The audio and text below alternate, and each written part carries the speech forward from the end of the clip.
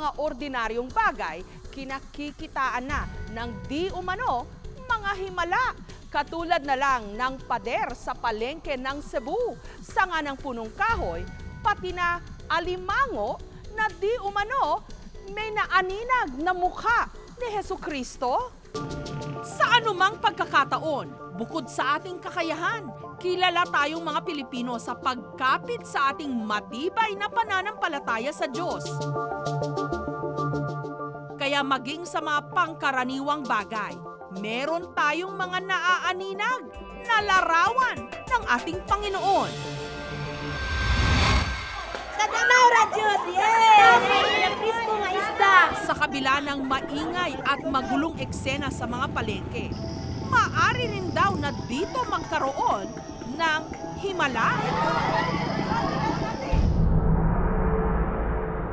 At 16 ng buwang kasalukuyan, habang nagpapahinga sa kanyang pwesto ang tindero ng gulay na si Mang Meding, may napansin daw siyang kakaibang imahe sa pader ng Danau City Public Market sa Cebu.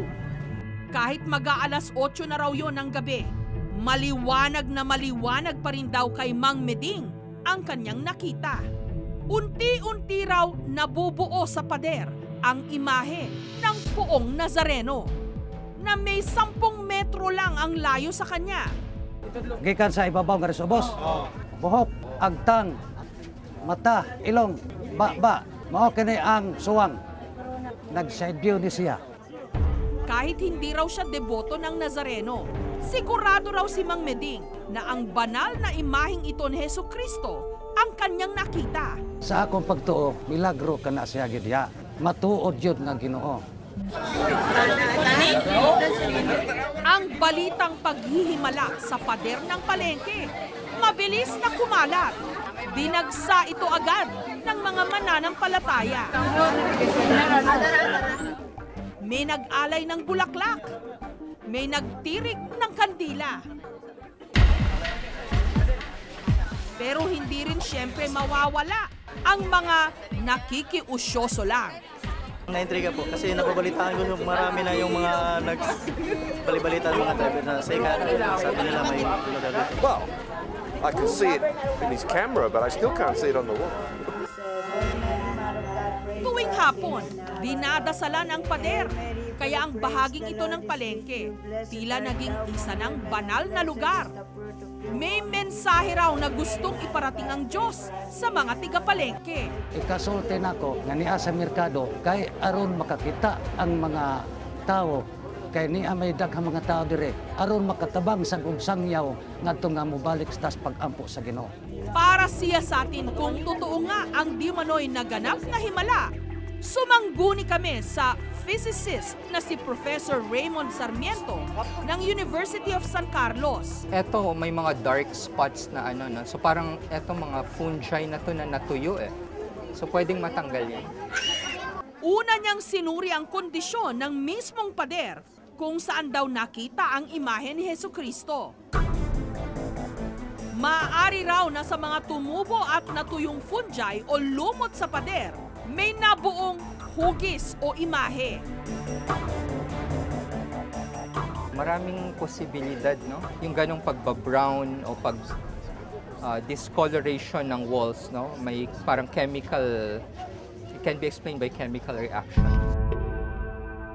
We call this pareidolia. It's a psychological phenomenon wherein people, once it gets stimulated by emotions, beliefs, they have this tendency to see images.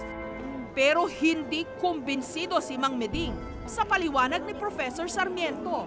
Para sa kanya, milagro raw ang kanyang nasaksihan at hindi natuyong lumot lang. Hinamon din niya kaming linisin ang bahaging yun ng pader para patunayang hindi raw mabubura ang imahe, pero hindi pumayag ang pamunuan ng palengke. Maging ang mga tiga-palengke, takot na pakialaman ang pinaniniwalaan ngayong milagrosong pader. Maraming taong natatakot na luminis, baka kasi may mangyari sa kamay nila. Inimbestigahan na rin daw ng pamunuan ng Cebu Metropolitan Cathedral ang napabalitang himala. Don't call it miracle. This is a phenomenon. Let's call it that. It's a strange behavior of some people. We investigated this with the help of the Pastoral Council, and they all agreed that there is no such thing. Hindi rin daw mabilisan ang pagkilala ng simbahan sa mga himala. Katulad na lamang ng pagpapakita ng mahal na Birheng Maria sa Fatima sa Portugal na inabot ng mahigit 10 taon bago idineklarang himala nga.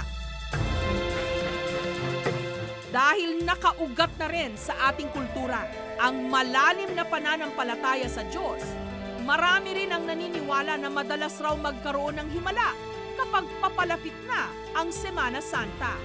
Napaka-relihiyoso ng mga Pilipino. Konting kibot lang, tumatawag na kaagad tayo sa Diyos. At yun ang ating tanggulan. Kaya hinahanap nila ito dahil maraming tumutugon sa kanilang pangangailangan sa pamagitan ng himala. Hinahanap nila sa himala ang kasagutan ng kanilang mga suliranin. Bago magmahal na araw nung nakaraang taon, biniyayaan daw ng isang himala ang 58 anyos na si Remy. Habang nag-iihaw daw ng isda si Remy sa ilalim ng puno ng akasya, nakatuwaan daw niyang sundan ng tingin ng usok hanggang napansin daw niya ang dimanoy imahe ni Hesukristo sa pinutulang sanga ng puno ng akasya. Sabi ko, Ma'am Marga, kalit ka. Tingnan mo ka ako, yung namin, puno. Yung drawing ka ako. Tapos sabi niya, si Nazaret. Sabi niya, si Nazaret yun. Jesus! Dahil sa paniniwala nilang mukha raw ni Hesukristo ang nakaukit sa sanga ng puno, tinawag nila itong Holy Face of Jesus Christ. Simula raw noon, may mga deboto na raw na bumibisita sa bahaging yon ng Subic Bay Freeport. Kahit mahigit 1 taon na raw ang nakararaan, malinaw pa rin daw na maaaninag ang imahe sa sanga ng punong akasya. Hindi ko mapaliwanag kasi every time nag-rosary kami dito sa Holy Tree, maraming nag-appear ng mga images. Balak na rin daw ng may-ari ng lupa na patayuan ng kapilya ang lugar. Gusto kong ma-promote pa yung Face of Jesus sa Pilipinas. Maging puntahan ito ng mga tao para makaramdam sila ng peace. Pero may paliwanag din ng isang eksperto tungkol sa mahiwagang larawan sa sanga ng punong akasya. Kasi nandun siya dun sa sa naputol na part ng akasya. And may dagta yun eh. And yung dagta na yun, pag na-expose, nangingitim. And tumutulo yun, so maaring dahil dun sa pagtulo ng dagta, dun na-form yung image. Pati ang ilang buhay na nilalang, nagiging tagapaghatid din daw ng himala. Sa Barangay San Roque sa Legazpi City sa Albay, naghimala raw ang kanilang patron sa simpleng may bahay na si Lilian. Sa tulong ng isang alimango,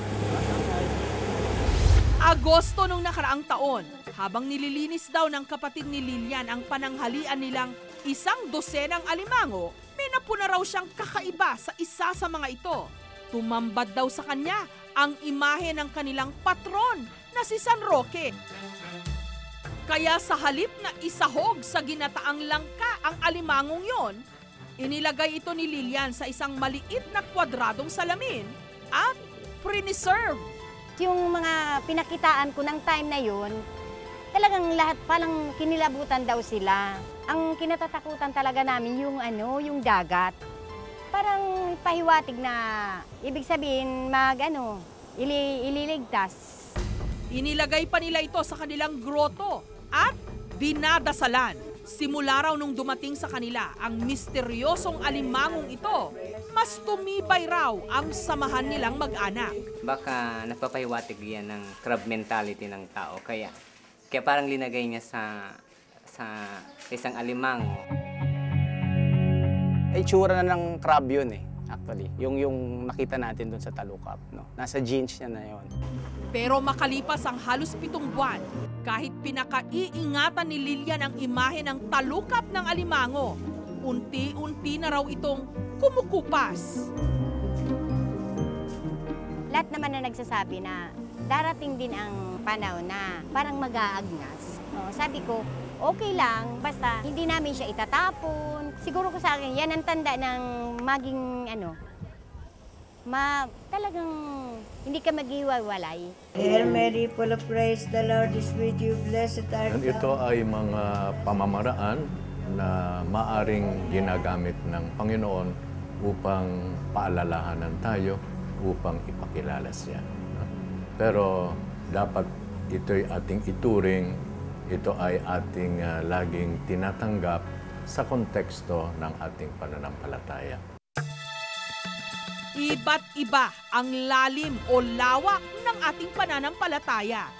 May mga taong sapat nang sa dasal binubuo ang kanilang pakikipag-ugnayan sa Diyos.